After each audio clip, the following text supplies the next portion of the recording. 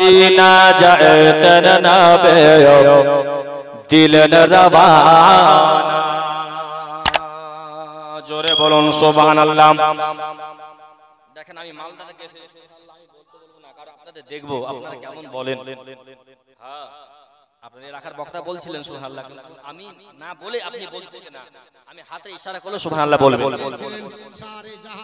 সৈয়দ আলম নবী যে हमारा शाह मदीना मदीना जतन नबी दिलन रवाना।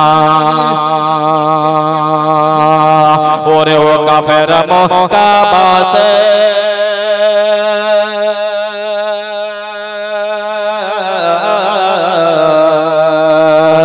नबी के मारब बोले घिरे बसले हर जहां है बारूद खुदा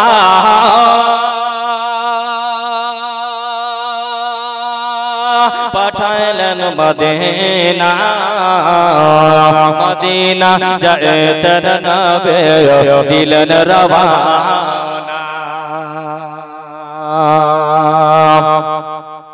नबी बोलेन हजरत आली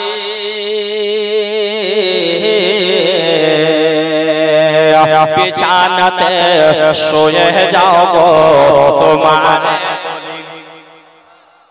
বলছেন আমাদের মুস্তাফা সাল্লাল্লাহু তাআলা সাল্লাম এই শের খোদা রে তুমি আমার বিছানায় ঘুমিয়ে যাও, 3 দিন পরে সোনার মদিনায় আমার সঙ্গে তোমার দেখা হবে। জোরে বলুন সুবহানাল্লাহ। বাবাজি ভাইরা গো, ওটা ছিল মরণের বিছানা, কিন্তু বাবা রে আমার নবী পাকের জবান দ্বারা বেরিয়ে গেছেন আমার দয়াল মুস্তাফা সাল্লাল্লাহু তাআলা আলাইহি ওয়াসাল্লামের জবান দ্বারা যে জিনিসটা বেরিয়ে গেছে জীবনে তার ওই সময় তার মরণ হবে না।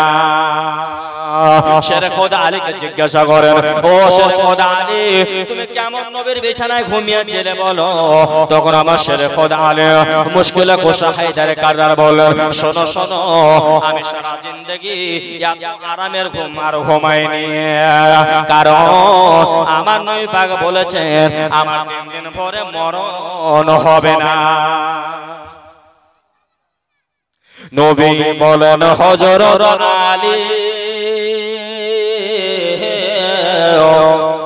বিছানাতে শুয়ে যাও তোমার বলে। হযরত আলী শুয়ে গেলে নবীর বিছানায় মদিনা যাতন নবী দিলেন রওয়ানা। নবী বলেন আবু বকর হিজরত করে চলে যায় গো সোনার মদিনা। নবী বলেন আবু বকর হিজরত করে চলে যায় গো সোনার মদিনা।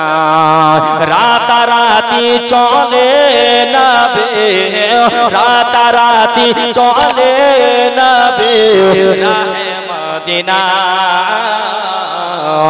মদিনা যাতন নবী দিলেন রওয়ানা। নবীজি মরণের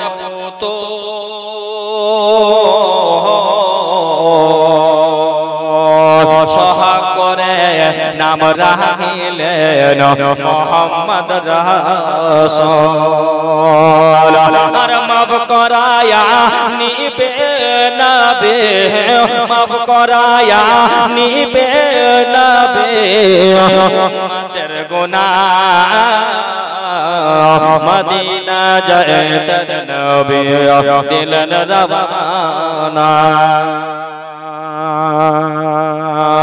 নবী বলেন আবু বকর